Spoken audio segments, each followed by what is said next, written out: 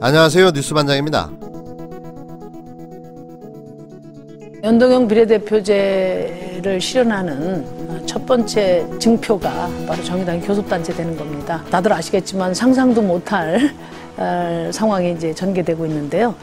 거대 양당의 비례 위성정당 간의 경쟁으로 이번 총선이 왜곡되다 보니까 정의당이 최대의 피해자가 되고 있습니다. 정의당이 양당 체제를 견제하고 또 민생을 중심으로 한 협력 정치를 이끌어갈 수 있도록 힘을 주실 것으로 믿고 최선을 다하겠습니다. 미래통합당이 위헌적인 위성정당을 창당하면서 진보 민주 유권자들 사이에서는 집권 여당이 제1당을 놓치는 거 아니냐 하는 우려가 좀 많이 있는 것 같고요. 또 그러다 보니까 양당 간의 진영론이 강화되고 있는 것 같아요. 그런 것도 그렇지만은 또 여론조사 보면은 우리 국민들의 30~40%가 지금 뭐 고민 중에 있습니다. 무당층입니다. 그래서 아직까지는 여론이 정해지지 않았다. 국민들께서 이 전대미문의 이 꼼수 정당 간의 경쟁으로 치러질 선거에 대해서 깊은 고민을 하고 계시지 않나 그렇게 생각하고 김대중 대통령님부터 노무현 대통령님, 문재인 대통령까지 이어지는 이 수건과제, 이 정치개혁이 지켜질 수 있도록 아마 국민들께서 현명한 선택을 해주시라고 저는 기대합니다. 지난 26일 광주 KBS 7시 뉴스에 출연한 정의당 심상정 대표의 발언입니다. 이분은 아직도 희망회로를 돌리며 셀프 위로를 하고 있는데요.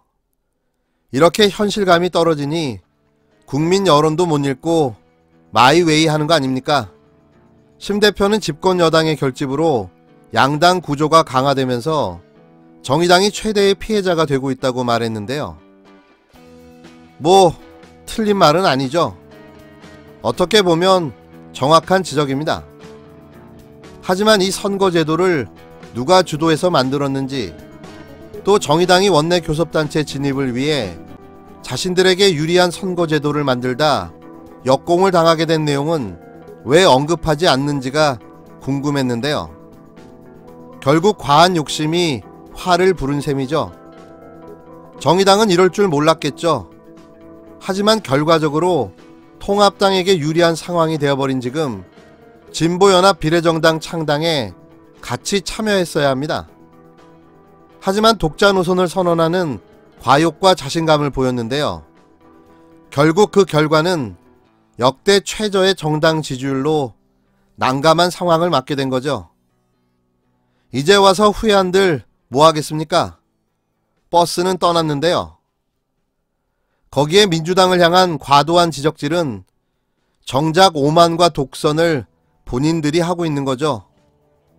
문재인 대통령 탄핵 발언, 비례대표 후보 류호정 신장식 사태, 거기에 조국팔이까지 하고 나서면서 진보진영 유권자들의 등을 돌리게 하고 말았는데요.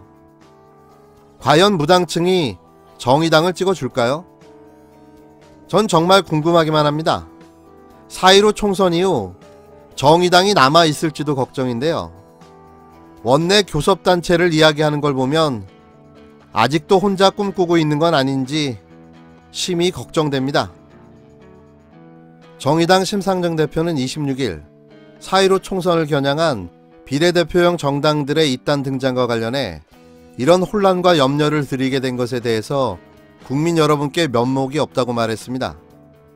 심 대표는 이날 광주광역시 광주시의회 브리핑룸에서 기자회견을 열고 더불어민주당과 함께 선거제도 개혁을 추진해왔던 사람으로서 위성정당 출연에 제대로 대비하지 못한 것에 대해 깊은 책임감을 느낀다고 이와 같이 밝혔는데요.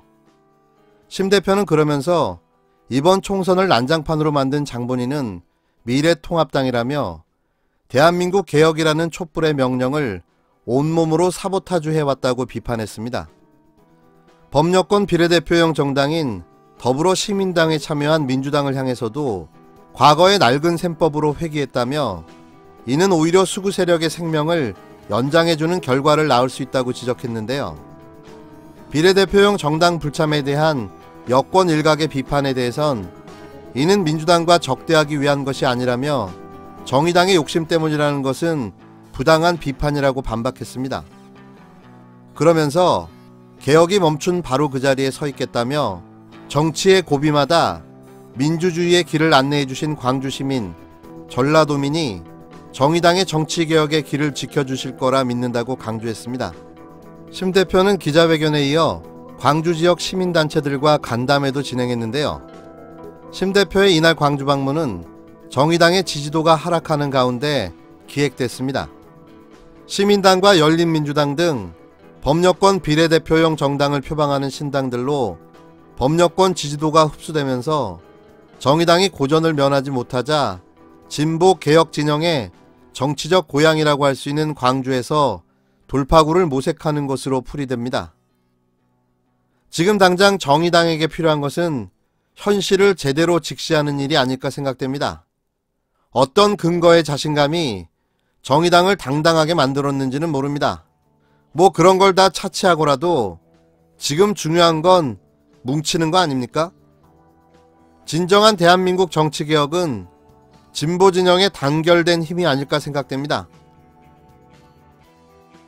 이명박 정권 당시 언론의 지형을 바꾸고자 시도됐던 종편 방송제도, 그 폐해는 이루 말할 수 없는 상황이죠.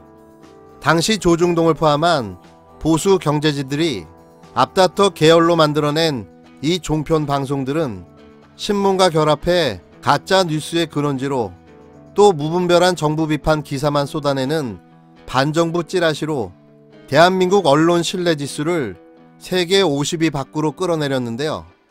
그래서 검찰개혁, 정치개혁, 그 다음이 언론개혁인 거죠. 이제 그 순간이 다가오고 있습니다. 승인 유효기간이 오는 31일에 만료되는 종합편성채널 TV조선과 채널A의 재승인이 보류됐습니다. 보도전문 채널 YTN과 연합뉴스TV에 대한 재승인은 의결됐는데요. TV조선과 채널A는 방송의 공적 책임, 공정성의 실현 가능성 및 지역사회 문화적 필요성의 평가 점수가 배점의 50%에 미달된 겁니다.